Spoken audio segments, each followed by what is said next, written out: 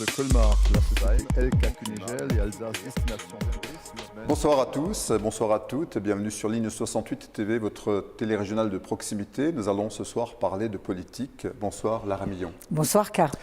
Il y a un an, vous étiez sur ce plateau de Ligne 68 en qualité de tête de liste au municipal de Mulhouse. Vous avez ratissé large, vous avez récupéré sans doute beaucoup moins que vous ne l'escomptiez dans un contexte déjà de Covid. 3 ans plus tôt, vous étiez encore adjointe au maire de Mulhouse et puis vous avez été en 2017 candidate aux législatives dans la 6e circonscription du Haut-Rhin. Vous n'êtes plus dans l'exécutif de M2A, mais vous avez gagné en visibilité au niveau régional puisque vous étiez vice-présidente du conseil départemental du Haut-Rhin et vous voilà depuis peu donc vice-présidente de la jeune CEA, la collectivité européenne d'Alsace. Vice-présidente précisément en charge de l'efficacité financière et de la performance administrative. Alors j'aimerais vous demander qu'est-ce que ça veut dire? C'est tout un programme, n'est-ce pas? Oui, alors l'efficacité financière, bien sûr ce sont les finances, mais il faut toujours se dire que les finances, c'est pas que de l'argent, c'est de l'adaptabilité au monde. C'est de savoir aujourd'hui l'Alsace a besoin de quoi, qu'est-ce qu'il faut faire, surtout par rapport à cette crise sanitaire, économique, psychologique. Donc il faut s'adapter. Donc une efficacité financière, quand on injecte des finances en Alsace, bien évidemment, c'est pour accompagner, que ce soit les associations, que ce soit l'économie et surtout, bien entendu, les citoyens. La performance administrative, c'est bien sûr les ressources humaines et c'est aussi accompagner nos 6024 agents que nous avons à la CEA. Alors, vous êtes la personne idoine pour ce poste, j'allais dire, puisque vous étiez cadre supérieur dans les finances publiques. Je suis toujours d'ailleurs. Vous l'êtes toujours, effectivement, donc c'est un domaine que vous maîtrisez parfaitement. Oui, alors j'adore ça. J'adore ça parce que je dis toujours, le budget, c'est l'acte politique. C'est de dire aux citoyens, vous nous avez confié vos finances, parce que c'est l'argent du citoyen, et ça, il ne faut jamais l'oublier. Qu'est-ce qu'on va faire avec cet argent-là? Qu'est-ce que justement on va créer? Comment on va vous accompagner? Donc c'est vrai que je forme depuis de nombreuses années bon nombre d'élus à l'Association des maires de France, un peu partout, parce que je pense que le budget, c'est l'acte politique de la collectivité, mais il faut aussi être rigoureux, une bonne gestion financière, en bon père de famille, c'est comme ça que l'on dit, mais je crois que c'est important. On ne doit pas faire n'importe quoi avec de l'argent public. Cette CEA, vous l'attendiez ? Oh oui, nous l'attendions parce que, vous savez, ce besoin d'Alsace, on l'a. Au fond de nous, nous sommes alsaciens, nous avons le patrimoine alsacien, nous avons notre histoire, nous avons le droit local. Nous voulions retrouver notre Alsace. Depuis le 1er janvier 2021, l'Alsace est de nouveau créée. Nous avons la chance d'être conseillers ou conseillères d'Alsace. C'est une vraie fierté.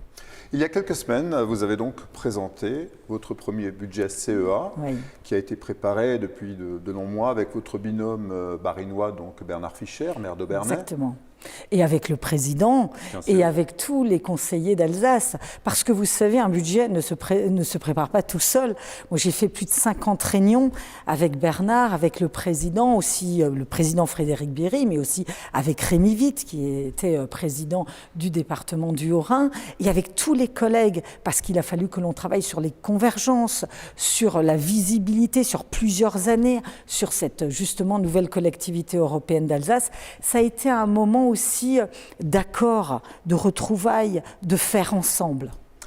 Vous avez donc à cette occasion prononcé un discours de 24 minutes, qui a été très dithyrambique, 24 minutes, c'est si, où tout semblait aller dans le meilleur des mondes. Alors ce qu'on peut dire déjà, un chiffre pour nos auditeurs, nos téléspectateurs, 2 milliards d'euros, c'est le budget? 2 milliards d'euros, c'est le budget de la collectivité européenne d'Alsace, exactement. Et donc, que nous dit ce budget, 2 milliards? Alors 2 milliards d'euros, il nous dit que plus d'1 milliard est réservé pour l'autonomie, la solidarité et la santé. C'est important, c'est une de nos compétences prioritaires. Et quand on parle de plus de 1 milliard, dans ces 1 milliard, il y a 454 millions qui vont à l'autonomie. L'autonomie, ce sont nos aînés. Vous savez que la population est vieillissante. Vous savez qu'aujourd'hui, nous voulons absolument accompagner les EHPAD, que ce soit en investissement et aussi en fonctionnement. Nous voulons aussi que nos aînés restent le plus longtemps possible à domicile. Eh bien, tout cela a un coût, bien entendu. Et nous sommes là, proactifs, pour accompagner nos aînés. Il y a aussi l'enfance, parce que la volonté, c'est quoi? La volonté, c'est protéger et prendre soin à tous les âges de la vie, que ce soit petite enfance, que ce soit nos aînés, que ce soit la jeunesse, que ce soit les personnes en situation de handicap. C'est vraiment notre compétence et c'est aussi ce pourquoi nous avons été élus. Alors, nous sommes aussi là pour les services de secours. Je voulais aussi rendre hommage à tous nos sapeurs-pompiers professionnels, à tous nos sapeurs-pompiers volontaires. C'est plus de 56 millions d'accompagnement des services départementaux d'incendie et de secours. Donc plus de 1 milliard pour l'autonomie, la santé, ça nous dit beaucoup. Et puis, eh bien, c'est 1 milliard, donc ce qui nous reste, un peu moins de 1 milliard, eh bien, tout pour l'évolution de la vie. C'est-à-dire l'évolution de la vie, c'est notre jeunesse. Il faut que nous préparions notre jeunesse à être des citoyens. Donc bien sûr, nous accompagnons nos collégiens. On a 89 000 collégiens au niveau de l'Alsace. Le sport, la culture, la rénovation des collèges, l'entretien des collèges, eh bien, c'est quand même 145 millions d'euros. Il y a l'environnement, il y a toutes les thématiques, mais je peux bien sûr répondre à toutes vos questions. Alors, vous vous êtes félicité que finalement, en regroupant ces deux conseils départementaux alsaciens, il n'y ait pas eu d'augmentation de budget finalement. Ah oui, c'est très très important. Alors il y a eu une augmentation de budget, mais de l'investissement. Ouais. C'est-à-dire on a plus 66 millions d'investissements, on a 308 millions d'investissements cette année, ce qui est quand même un budget important d'investissement pour la CEA. Mais nous avons fait ce que peut savent faire. Nous avons tout de suite diminué de 1 million d'euros de coûts de fonctionnement et de structure. 1 million d'euros parce que nous avons su mutualiser, réorganiser et grâce à cela, on a fait 1 million d'économies. 1 million d'économies, alors ça peut paraître peut-être pas suffisamment, mais tout de suite, au début, grâce aux assurances, à la communication, aux frais de téléphone, frais d'affranchissement, voilà, en mutualisant et bien surtout en se réorganisant, 1 million d'économies qu'on injecte, bien entendu, dans le budget de la collectivité européenne d'Alsace.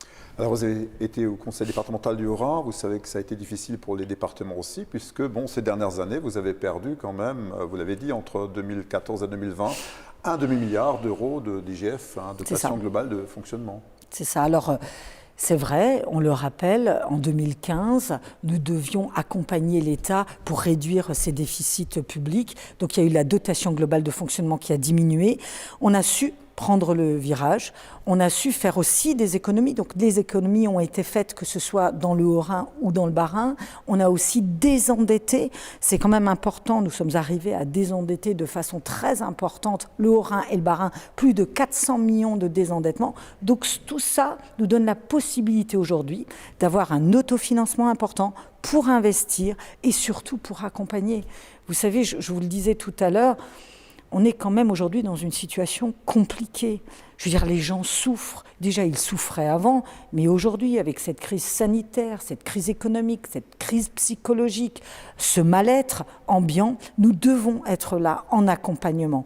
Mais dans un accompagnement positif, que ce soit aussi auprès de l'environnement, auprès des circuits courts, un vrai accompagnement, mais une adaptabilité pour faire mieux, pour évoluer.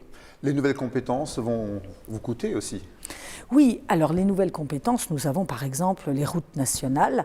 Ouais. Les routes nationales, nous avons eu une participation de l'État. Alors vous savez, la participation de l'État certes existe, mais quand on a une compétence, on veut mieux la traiter. Donc à partir du moment où on la traite mieux, ça nous coûte plus cher. Donc on le sait.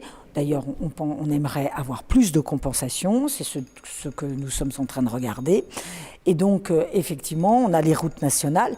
Et une route, doit être sécurisée. C'est important de sécuriser les routes. C'est important aussi, d'être dans cette transition écologique, parce que demain, il y aura des voitures électriques, des voitures à l'hydrogène. Donc tout ça, il faut avoir cette réflexion-là pour accompagner cette transition écologique et sociétale que nous vivons aujourd'hui. Si on devait résumer rapidement donc, la situation de la CEA de l'Alsace est saine. L'Alsace et la situation de l'Alsace est saine, bien entendu. Nous avons les possibilités de faire parce que nous avons aussi des élus de proximité, des élus de terrain. Et quand on est en proximité, on agit mieux et on agit moins cher. Et ça, c'est évident à partir du moment où on est proche des besoins. Le président aujourd'hui développe ce qu'on appelle la territorialisation. Ça veut dire quoi? Il y a 7 territoires. Par exemple, moi, je suis du canton de Mulhouse. Okay. Le canton de Mulhouse et d'Ilzac, c'est dans le territoire de M2A et nous travaillons avec les élus du territoire, nous travaillons avec les acteurs du territoire pour développer ce territoire. Quand on est en proximité, on travaille mieux. On va terminer la réunion sur cette note peut-être un peu insolite, hein, c'est dans l'actualité aussi. On a installé récemment, tout près d'ici, un panneau CEA Alsace. Oui, voilà, donc à Chavannes-sur-l'Étang. Hein, effectivement, on avait à l'époque le panneau Grand Est, région Alsace Grand Est, et maintenant donc CEA, avec donc ce hacker, hein, ce logo, ce hacker. Voilà. Alors, ce hacker, pour vous, personnellement, c'était la bonne image pour l'Alsace? Ah, tout à fait. Vraiment le hacker, parce que il y a l'amour là-dedans. On aime l'Alsace, on aime les Alsaciens, on a de la bienveillance et le hacker, c'est le cœur à l'ouvrage. Le cœur que vous portez aussi si bien sur vous. Merci Lara Millon, bonne continuation. Merci beaucoup, K. À bientôt. Le Colmar, la Elka Kunigel et Alsace Destination Tourisme viennent de lancer un